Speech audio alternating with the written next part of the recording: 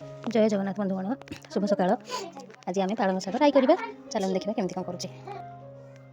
प्रथम आम शाग को भले धोईकी आने हारी ये आलू बैगण टमाटो सारू सोरिष बटा आनिक रखिदबा। तापर स्टार्ट करवा कड़े बसईदबा। फास्ट तेल देदबा। तेल ताती गले सोरिष पकईदबा।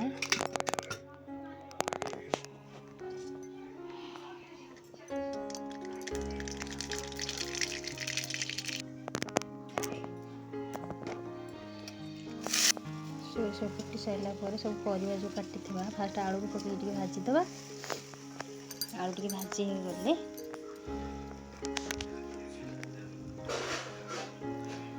सब परिवा को पकईकी भाजीदबा।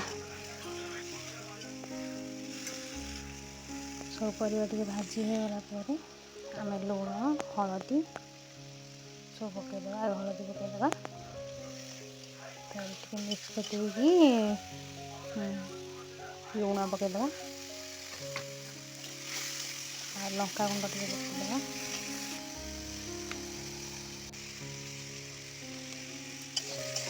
सब गोल सोरिषटा बाटिकी रखी सोरिष लंका बाटी नी से लंका गुंड पकईली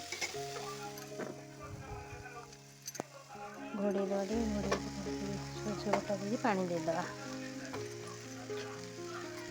सोरिष बटा देखिए परिवा को चाहिए सोरिष बटा दबा। मिक्स करके पानी देदबा।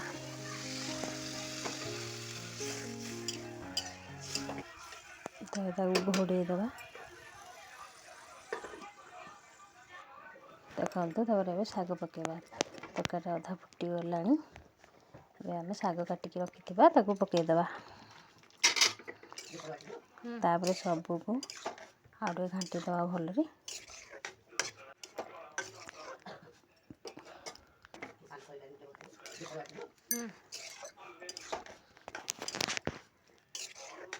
मिक्स कर देबा भल। तापर होगला आमर रेडी। टिके घोड़े दबा सीझीगले होगला आमर। देख केते बढ़िया देखा कलर। बेसी सीझेबनी शागटा ना पूरा कलर चेंज हो। आम बाढ़ीदबा प्लेट को। गरमा गरम पालंग शाग राई केमती है मत कमेंट रे जनइबे।